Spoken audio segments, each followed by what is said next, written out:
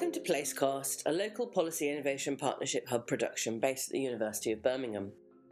Placecast is essential listening for those keen to explore the ins and outs of knowledge mobilisation for influence in central and local government, based on the view that it is only through animating the power of place-based leadership that the wicked problems of 2026 can become more manageable. Whether you're a researcher, a citizen scientist, an activist, a professional working in the public sector, civil servant, politician, analyst or entrepreneur, we think that it's through our networks the most solutions can be assembled, tested and the learning shared before we go again, and that universities can act as the repositories and observatories of these efforts. We are based in City-REDI and rooted in the LPIP programme funded by the ESRC and Innovate UK. This podcast aims to highlight knowledge and evidence-based ways of working and the strategies needed to make a real impact on the decisions that shape our society. Our guests are change makers from across the UK, with stories about the ways in which influence can be achieved. We focus in particular on some of the connective tissue within and between sectors for clues as to how to animate place-based leadership, as innovating is a team sport best done in the open. My guests today are Professor Jane Wills and Jack Reed, so I'm going to hand it over to Jack to tell us about their project. Over to you, Jack. So the project is called Nature Recovery and Regional Development. So yeah, I've been on this project for 2 years now as a postdoc. I'm a research fellow at the University of Exeter. My PhD was actually in education, of all things, and I was looking at how young people connect to nature through social media spaces, and then what happens when you take those young people to the Lake District National Park and take part in a residential outdoor learning program. So I've always been very interested in nature, and this postdoc project, when it came up around nature recovery, was a very, very natural fit. So I feel at home, which is good. Excellent. And Jane, you have been the director of the institute. What specifically attracted you about this project? Well, I was lucky enough to be working in Cornwall when the council there launched something called Britain's Leading Edge, which is a network of local authorities in the rural periphery, the places that always get forgotten.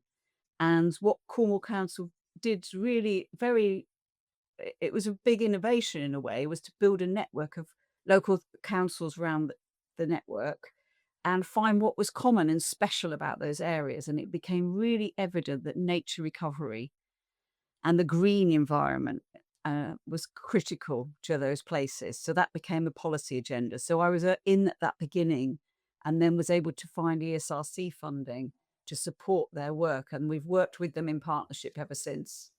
And is the leading edge, does it hang together as a network still on various other topics?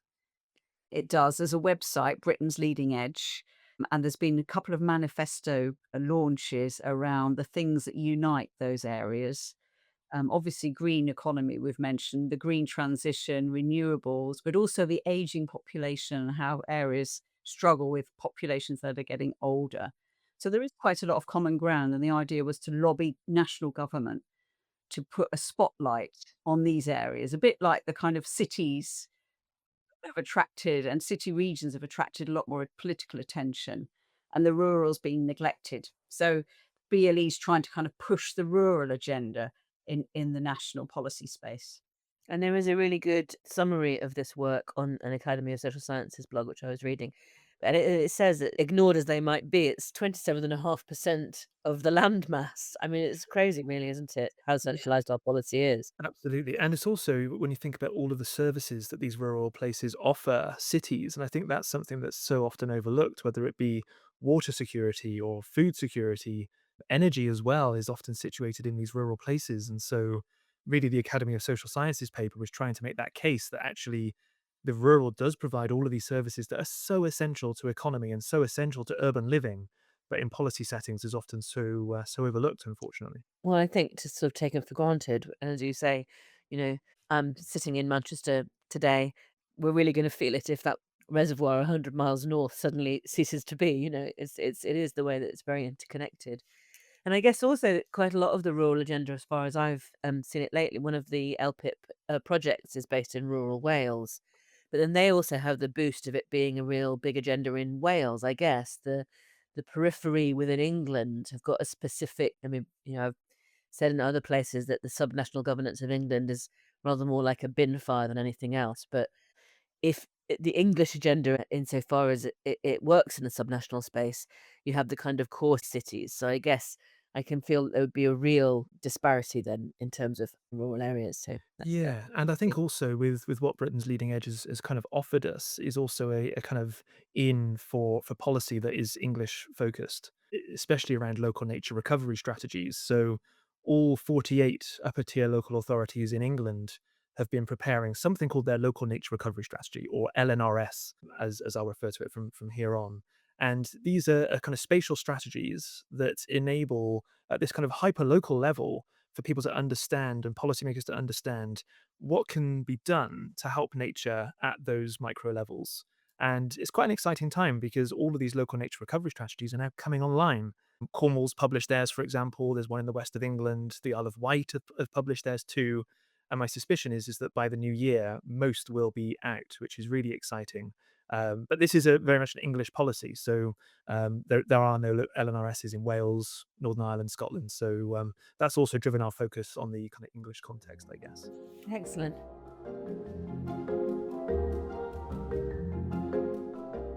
And how does this work, Jane, connect into that? You and I were engaged in the LPIP a long time before there even was an LPIP. How did that lead you to engage with the LPIP? I think I was doing a presentation at a conference on exactly this issue, the sort of neglected periphery, but also the neglected nature recovery agenda, and the intersection of nature recovery with economy, because they're seen as very unlikely bedfellows. But in actual fact, there's lots of overlaps for regional development and economic development through nature recovery and building nature into that strategy. And I think Anne Green heard me talk about this at a conference and then nobbled me to be part of the LPIP hub, which has been a great experience. And I think I sort of wave the flag for the green spaces and natural environment at the LPIP, which understandably, because of our population distribution, is largely urban focused and city regional focused. And so it's nice to have a kind of rural flag in the LPIP process. I think that's right. And I think also whether the resource follows or not, but it does feel like, you can kind of understand like big city needs an observatory in the way that City-REDI has been in Birmingham. But I guess once you've got a much more distributed geography, it's what does that look like in terms of how do you feed intelligence needs of such a big but different area? My first question is on the power of place. So we have talked about Britain's leading edge, and it's a quarter of England, but very different places. From your perspective, what's the potential for your work on nature recovery reaching maturity and becoming fully embedded? Jack, you've mentioned these recovery strategies will cover every corner of England. And what could change as a result? And then what might the size of that prize be? Yeah, nice question. So, well, what could change as a result? I think it's important to say that as we sit here today, the delivery funding for local nature recovery strategies hasn't come through. So, we're going to have these fantastic policies, and unfortunately, it looks like they might not be funded at the moment. So, what could change is very much up for debate, I think. And what we're finding is that there's a lot of mobilization at the kind of community level, at this kind of bottom up level around taking these local nature recovery strategies and kind of running with them and delivering stuff that's very much at that kind of local village level almost in some ways. And in particular, what we found is that parish councils are kind of mobilizing around these nature recovery strategies. So we'd love to talk a little bit more about that as we go on, because we're about to publish a paper with the British Academy around place sensitive nature recovery and parish councils. But I think there's also something here that kind of comes out of the Britain's Leading Edge report, really. So BLE have just about 2,200 parishes across the area. There's 10,000 parishes in England. But what we're also finding is that these leading edge authorities, the upper tier authorities, have around 31% less budgets than the English national average. So quite underfunded as well, which is really interesting. And you mentioned reservoir capacity earlier. These 12 authorities that we're working with have 32% of the reservoir capacity for the whole of England. They are nationally important for water security. Being in Manchester, your water will be coming from Thurlmere Reservoir today. That's likely where it's coming from, up in the Lake District, along the country's largest aquifer. And imagine if that reservoir ran dry. Now, that would be really, really significant. So I think that what the report does is actually recognize, well, these places are underfunded. There's a lot of local level governance that's really, really important, but that they are nationally important also for nature, food, water, and so on. What is the size of the prize? Well, I think really quite significant, actually. And this kind of links us quite nicely into the English devolution and community empowerment bill that's just going through Westminster at the moment. And this kind of narrative or idea of purchasing assets of community value. And what's interesting is that when it first was presented to Parliament, those assets of community value were very much focused on kind of urban centres, so things like libraries or shops on high streets, and there wasn't actually anything there for nature, which is kind of interesting because what we're finding is that certain parishes are able to fundraise, able to purchase land, protect it for nature. And so I think the prize, especially in the current policy context, could be quite large, especially around empowering local communities to take local actions for nature. I think that that really is the crux of what we've been finding with the nature recovery project so far. Brilliant. And I guess what you're describing is having to sort of wiggle some policies in order to make sense in the context of the things that you think are so needed. Absolutely. And I guess it also, when I was thinking about this question, I was thinking, well, yes, it's about the size of the prize, but it's also about the quality of that prize. To what extent are these local communities empowered to take action for nature? And I think we are beginning to see a bit of a dial shift there towards empowering those local communities, but it always comes back to funding and money, and that isn't there right now. So I think that's the key to unlocking this. Can you describe something specific that's worked well in this space that you found in your research? And then what were the characteristics of the story? Was it about the people involved, the politics? You've already said that you find the policy environment needs wrangling a little bit. Is it about being on the ground for a long time, or what specifically is going to work well? Yeah. So one of the BLE areas that we're working with is Shropshire. And in Shropshire, there's something really fascinating happening around these parish council structures. I mentioned this British Academy paper that we're having published.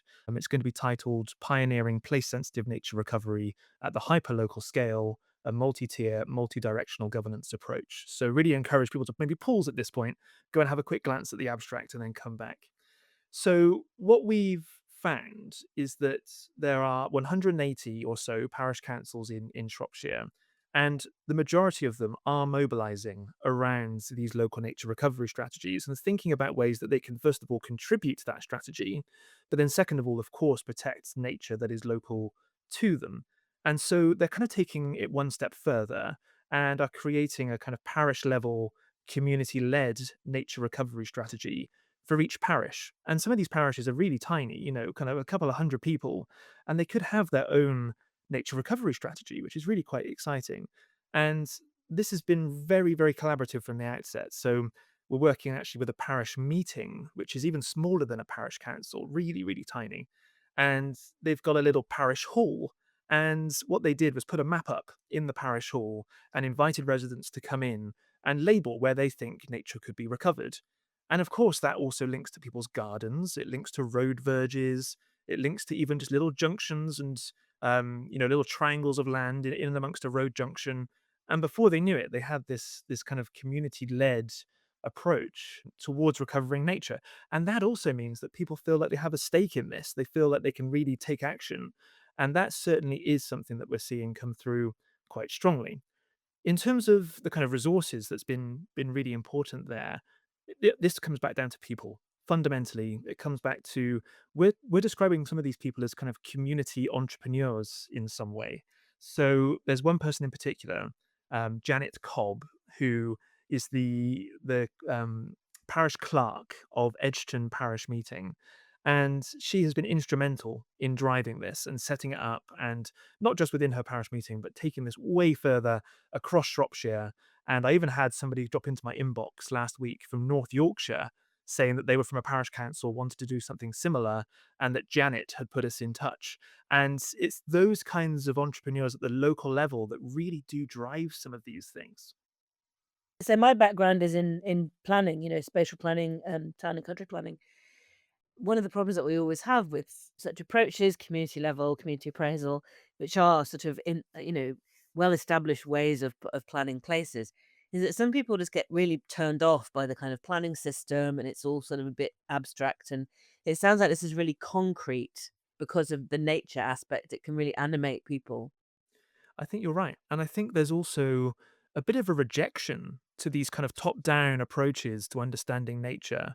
And I think certainly for the parishes, when they've come to realize that unfortunately there might not be any follow on funding to deliver the local nature recovery strategy, they've sort of said, well, all right, then we'll do it ourselves, and kind of really cutting through some of those issues. I mean, of course, funding is still required, but I think it really is this kind of, well, actually, we think we can do a better job in some way. And that's kind of quite empowering for these local communities. And that's right. Like, it's so often, when you talk about people and their relationship with their places and where they live, you're right. Like, so my husband works in green space here in Stockport, South Manchester. They spent a lot of time working on grot spots and things like that, because an unloved small bit of a place, it really can change how you feel about your whole place. So it's, as you say, verge by verge, you know, lay by lay by. It makes it really tangible, doesn't it, for people? Absolutely. And if I can share a very brief personal story. So I didn't go to school. I was taught at home by my parents in the Forest of Dean in Gloucestershire. So very, very rural. And our back gate opened straight into the woods. And so the majority of my education wasn't spent sitting doing maths and English and whatever else. It was going out into the woods and connecting with that place. And a couple of weeks ago, I went and revisited some of the trees that I used to sit under as a 10-year-old. And for me, that sort of sense of belonging and connection, I think, was really, really strong. And then I went up and visited my grandfather, my granddad Jim, and he's been in the Forest of Dean his entire life. And he was born about 20 meters away from where he now lives. And there's these oak trees just the other side of the road. And we got talking about the oak trees. And he said, yeah, yeah, I remember when they were 10 feet tall. And now, of course, they're fully grown oaks that have been there for a very long time.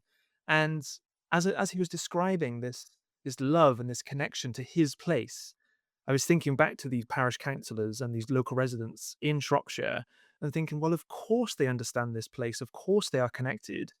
And it makes it all the more powerful, doesn't it? I think when you can tap into that local knowledge and that local enthusiasm. And really, that's what we've discovered, I think, with the Shropshire case is that it's those things that are underpinning nature recovery, which I quite like. Didn't they say that definition of leadership is to plant trees that you're not going to sit under? Exactly it, right? That's exactly it. Amazing. Whilst we're talking, about one verge or one tree, have you been able to widen your horizons to look at international lessons that we can import or steal? Certainly in terms of micro and hyper local governance. We saw it, didn't we, at COP30, how far kind of indigenous people coming to the conference and using local stories and very local, presenting their immediate challenges. And obviously that's at the um that's indigenous people working at the international scale. Can you think of any good international lessons on nature recovery? Yeah. Wasn't that an indigenous work incredible at COP? It was just fantastic. And we don't really have anything on the kind of indigenous side of things. But what we do have is that we've been looking a little bit around what's happening in the European Union. And in particular, this more recent law that was passed last year called the Nature Restoration Regulation, which is very, very interesting. Encourage listeners to go and take a look. So it's the first continent wide comprehensive law of its kind anywhere in the world. And something that I've been very interested in is actually how this relates to marine ecosystems. So we're talking a lot about terrestrial ecosystems with nature recovery, and in England, nature recovery policy has very much focused on land more so than on the sea. And what's interesting with the EU side of things is that they very much are pulling out this kind of marine component as well, which of course links so strongly to rural communities for fishing and so on. So there's this kind of idea of marine restoration linking quite closely with local coastal community regeneration. So there's some nice links there that I think the EU are doing quite well. We've also been looking a little bit at some of the literature around some of the more kind of economic factors that are featuring here. And we found a fascinating paper from Ben Dorr et al. In fact, there were a couple of papers published in 2015. And they found that in the US context, for every $1 million invested in nature restoration, that can create up to 33 jobs, which is just fantastic. And I think in terms of thinking about rural regeneration, providing these kind of new forms of economy that can stimulate these kind of local attachments that we've been talking about, it strikes us that actually nature recovery is a really interesting and good way of doing that. Because as I said right at the start with the BLE report, these places are so rich in natural capital, but we also need people to live there to work and to help protect these spaces. And so I think that US paper is really fundamental in understanding that there's an opportunity here economically as much as there is about this idea around sort of, place regeneration and place connection, I guess. I mean, that's kind of extraordinary. Jane, one of the privileges of being a professor is occasionally that you get to pull back and look at the international picture. Is there any international lessons that you'd like to import or steal from anywhere else? I'm not sure about international lessons, but the Bendor work is very striking because there's a tendency to think that nature is a nice to have. Whereas when you really look at what they're doing on the ground, it's profound for our economy. So it means protecting reserves, tree planting, looking after the land margins around our waterways, um, a whole lot of kind of physical jobs that are really, really undervalued. But just tree management, for instance, it's quite a complicated job and we need to train people up. So some of the international lessons are about how you make an economy that really focuses on nature and nature's recovery rather than sort of putting it in a silo and saying, oh, it's a nice to have. And when we're a wealthier economy or when we've solved poverty, we're going to think about nature because we're never going to get to that point. And we have to almost reverse things and think the green environment underpins our whole economy. We are biological organisms and we need oxygen and good quality food and good water to actually live. Our own bodies are full of organisms that keep us alive. So the gut microbiome has exploded as an area of science, and that's about other organisms that make us human. And so we would really neglect that biological approach at our peril. And I think the way our agenda is about the hyper, the global massive reserves, key species, biodiversity hotspots, but it's also the absolutely micro at the same time. So that one organism, a lactobacillus in the human gut, is really, really important. And human beings, being what we are very destructive. And we've spent the 20th century destroying lots of the natural environment, the big trees, the oceans, but also the organisms in our own bodies. And I think the 21st century, in a way, is kind of coming to terms with what we've done to that green environment, outside and inside us, and rethinking our models and the way we live so that we take nature much more seriously. I mean, there is sort of an irony, isn't there? Whenever you tell the story of why a place is prosperous, you always start with, well, there was a supply of water, and then, you know what I mean? And thinking again, when we tell the story of how Manchester kind of rose, fell, rose again, and all the rest of it, it's woven through, but somehow it gets obscured. We now tell a story about, oh, we'll get innovation and all the rest of it. But then again, if you're not thinking about when you use Chat GPT, it's got water, debt, we're so blinkered, I suppose, aren't we, in terms of how we assemble a story about place. Yeah. And in many ways, it's sort of basic human geography that we would go back to school level geography, as you say, and think, well, why did Manchester grow or why did Norwich grow? And they were sort of centres in terms of their natural economies. So the wool industry or timber or beaver pelts or whatever it was, there was a link between human beings and their environment that explained the growth of those places. Jack and I have just been working on a paper for regional studies, which should be out next week, we hope, looking at the BLE areas and where this intersection between nature recovery and the economy comes. And it's interesting that it's in those natural economies. So if you think about the areas, we're talking stuff like farming and food, which we overlook again at our peril. I mean, if we can't secure our own food supply, we're in serious trouble. Fishing, forestry, which remains incredibly important, um, not least for supplies for furniture and so on, but also now increasingly for offsetting the impacts of our greenhouse gas emissions and so on. Um, And then the marine economy is really critical, not just fishing, but also the kind of offshore. And of course, tourism.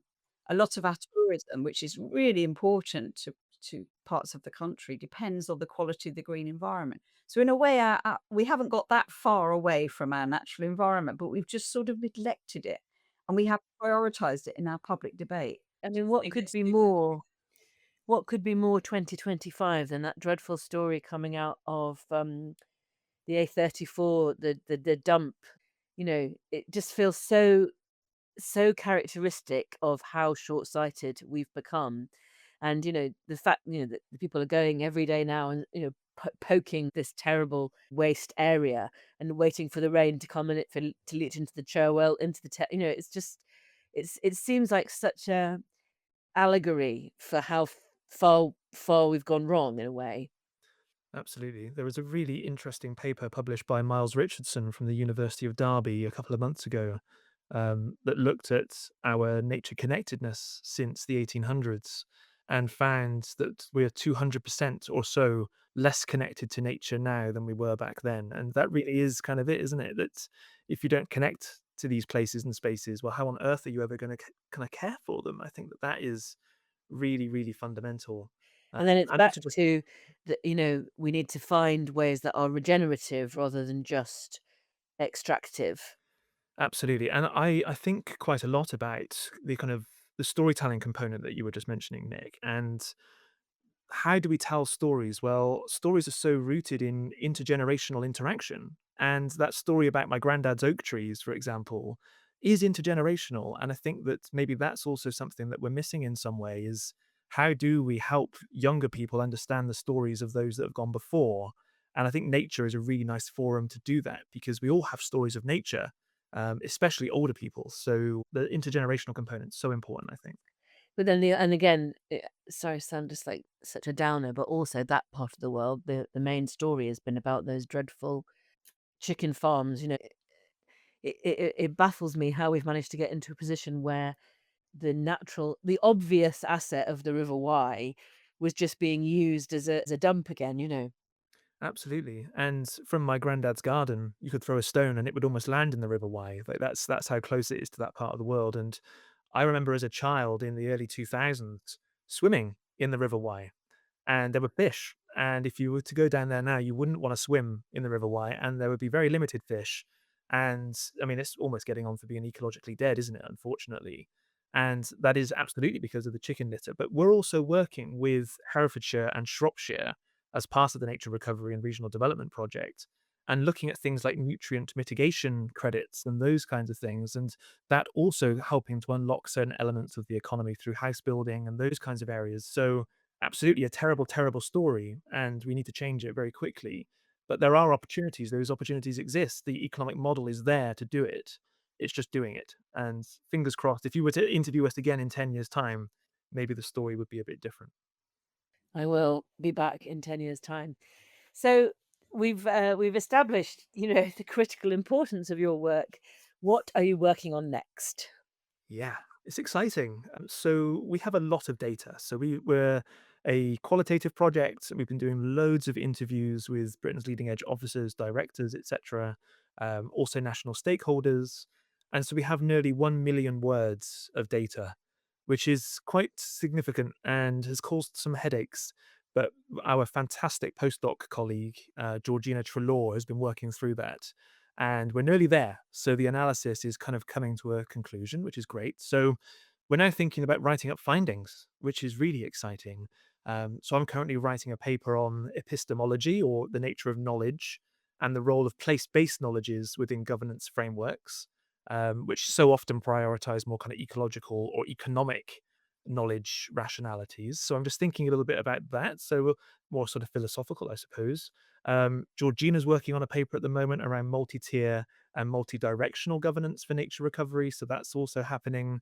But we're also developing some really nice case studies. So we've got all of this data, but we now want to get out onto the ground and see and speak to people who are actually dealing with this day in, day out. So I think that one really interesting one is around actually local authorities and nature markets, which is something that's kind of coming up quite a lot. So especially in places like Cornwall and the two upper tier local authorities in Cumbria, there's a lot going on around securing a kind of nature market to help unlock development, but also to help channel investment and finance into these local authorities as well. So, a lot more to do there to understand some of the mechanisms required to unlock some of these funding levers. So, yeah, a lot going on and grappling with an awful lot of data. God, a million words gave me a bit of a heart palpitation. I don't know about you.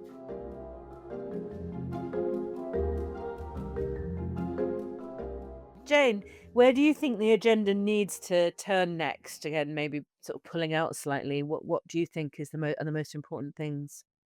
Well, it's been striking to me because I've been in this project for quite a few years, how destructive really the national political environment has been, because we had one set of policies brought in by the previous government, and then we really had a kind of year of uncertainty with the new government coming in and rethinking a lot of those things. So one of the critical things was what's happened to farmers.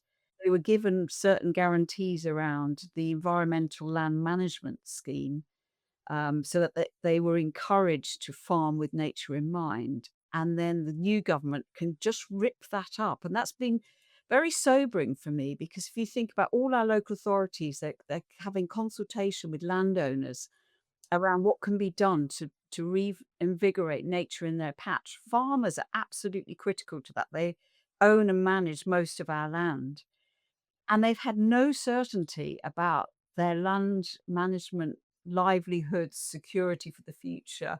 Well, quite the opposite. I mean, they've become radicalized in many ways against. Yeah. And there's been no thought for them really, because Labour is a very understandably urban, industrial focused party. Its roots are in cities. And I sort of feel that the BLE's become more important in a way, because the rural voice and the farmer's voice has been lost at national level. In the same way that we tell a story about place because of its natural assets. Essentially the rural urban kind of power. There is the argument that we've never really come to terms with the fact that our geography ended up tilting to being urban and industrial in terms of like land ownership. So yeah, it's fascinating that the fact that it's still such a raw edge. And again, I mean, what kind of species would, decide that it had got to maturity, and then a different group is going to take over? So it really does law of the jungle almost. The policy change is sort of absurd. Can you tell me something then about the people? I mean, we're moving to talk about good brokerage. So brokerage, in our understanding, is often knowledge, people that manage knowledge on behalf of other people.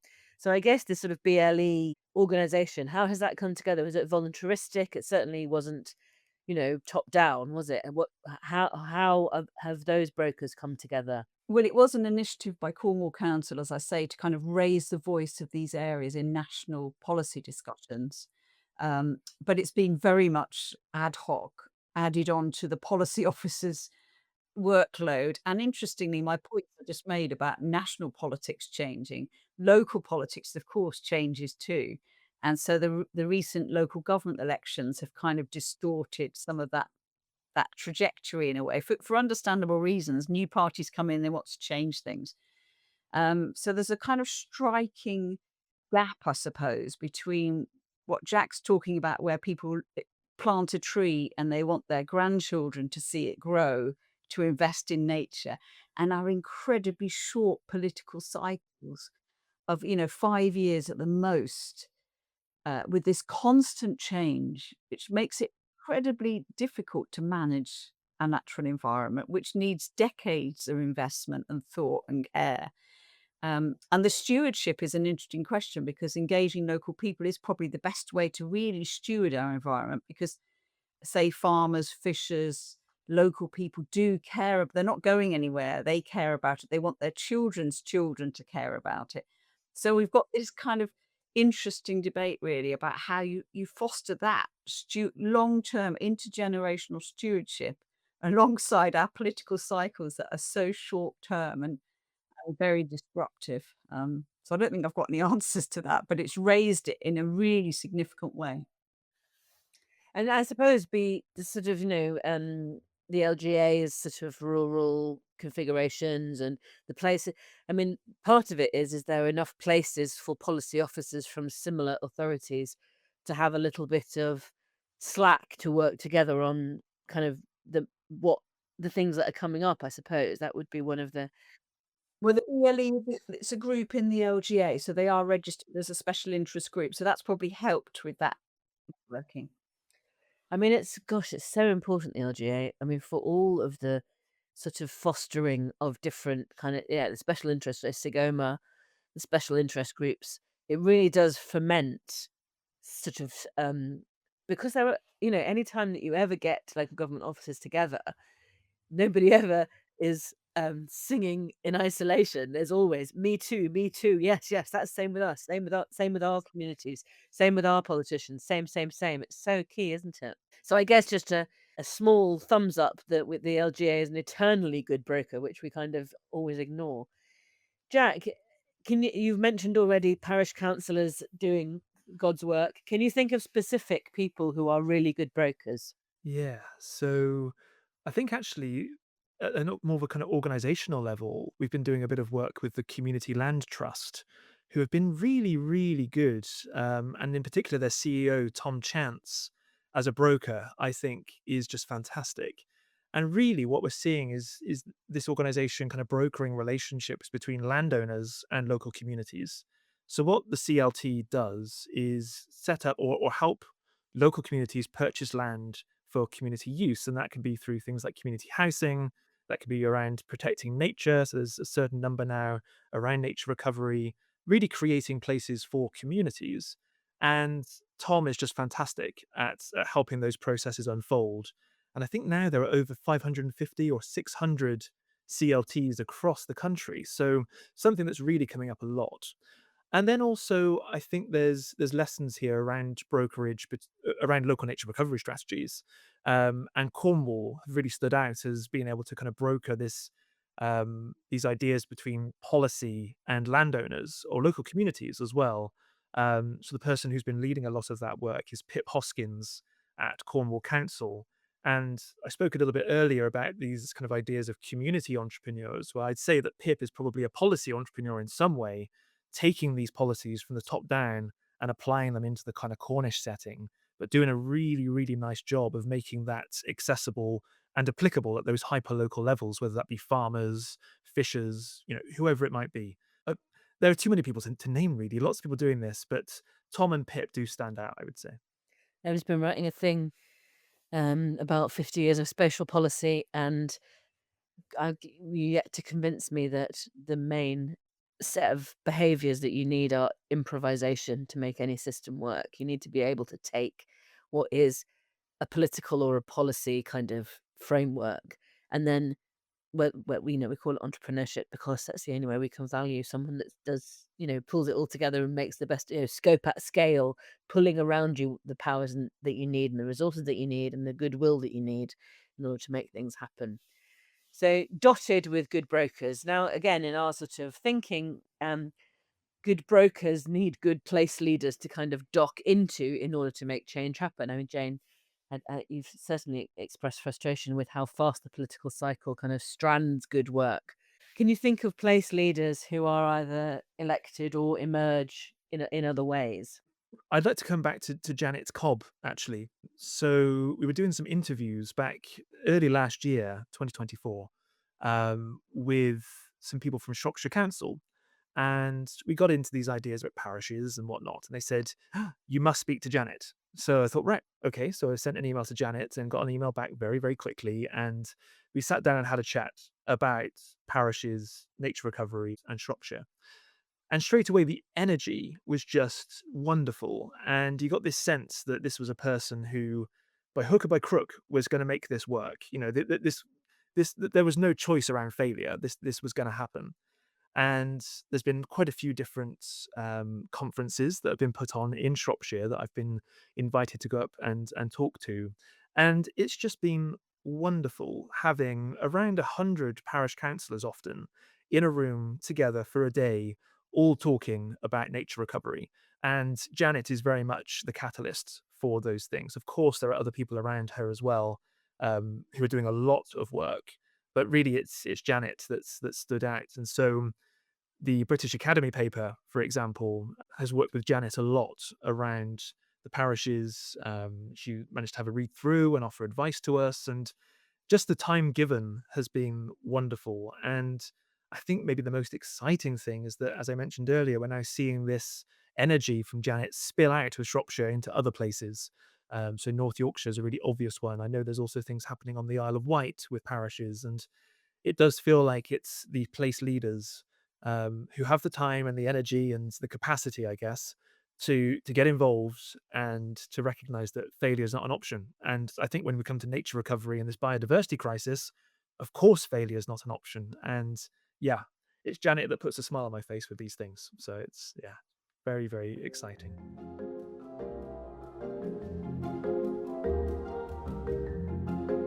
And I guess it always comes down in the end making permission for yourself to act and to be, there's no different handbook that's been given to Janet than has been given to any other person interested in parishing or interested in hyperlocal, neighborhood work. And it is partly, she's made permission for herself to operate in that way, I guess. Absolutely. And also, I think, I think the relationship that Janet has with the local authority is, well, we're going to do this regardless. Come along with us. We want to take you with us. But if you don't, we're still going to do it anyway. And that's quite a nice approach. That really is this kind of feeling of, well, this is happening, and that really is very exciting. So, yeah, the Shropshire case studies found really very, very interesting. So, Very rich. encourage people to read it. Anybody leap to mind for you, Jane? Well, I've been struck in the importance of establishing relationships for the long term. So in Cornwall, Jack mentioned Pip Hoskins, who's the local authority officer. But the council also has this local nature partnership. The argument was that that would then match the local economic and enterprise partnerships. So you had an LEP and an LNP. And so very, very early on, so we were talking over a decade now, the council did have the vision to mobilize its nature networks alongside its economic networks. And I think that's what's really helping here because it's been embedded for a long time. There's those platforms and brokerages in both communities. So the Chamber of Commerce and the kind of economic end is networked, and they're increasingly interested in nature. And then the Nature Partnership is a very strong group which involves the wildlife trusts and some of the marine protection area kind of people. And they've been working together and they know each other, and it's a community that's a very civil community. People do know each other, and leaders are here for the long term. So I think I've been struck by that, and that these local institutions really do matter to making things happen. So Jack's talked a lot about parishes, and they're often overlooked because they're voluntary organisations in many ways, but they are a structure, and they provide a vehicle for people to do things for the long term. And that's been really positive, I think. The other thing about parishes is if they can bring that precept to the table. So they do have the scope to raise a bit of money, or they could apply for charitable funding as they've done in Shropshire. So I think we need structures with the capacity to raise their own bits of money and to provide platforms to build relationships that really then can take the mission into the next generation as well. That's been very striking. Gosh, so that was a real workout around all the areas of your research. So, just a bit of foolishness to finish. I am going to allow you both a wave of my place-based innovation magic wand. You have to be careful with it. It can grant a wish. You have absolute power to do one of these things, but you must use your powers to make a tangible change to a specific place. Your change will be specific, measurable, actionable, recordable, and transferable. Smart. Magic is hard to get hold of at the moment and is subject to a 20% reducing multi-year budget settlement. You may have a £10 million project fund, half an hour with the cabinet and a slide deck. I guess with that you also get a bit of mind control. I have to listen to you. Editorial control of the front page of a tabloid. A clause to insert into a bill. A simple message that you might be able to send viral on social media and on TikTok. Anyone as an advocate for this work. Or, and this is one for the real nerds, the answer to something that has bothered you forever. So, Jane first, here you are. Wave the place-based magic wand. Well, Jack and I discussed this earlier, and we were very much keen on a kind of national nature strategy, which would involve our young people. And I'm going to pass over to Jack to Mm. answer my question. Very, very collegial, but the magic is too powerful for one hand only. Jack, here it is. Oh goodness. Okay, this no pressure, eh? Right. So we were thinking. So back in 2020 and through a few years after that, there was these ideas emerging around this National Nature Service, which was going to be a forum to enable young people to kind of develop the skills needed to contribute to the nature recovery economy, basically. And that kind of has collapsed from what we can see. It certainly doesn't appear to exist anymore, which is a real shame. So, really, I think that if I could wave my magic wand, it would be around some kind of outdoor or environmental education provision that is baked into the national curriculum as standard that helps prepare young people to be able to contribute to our nature recovery economies that are currently being developed. This also links quite nicely into the curriculum review that's happening in the Department for Education at the moment.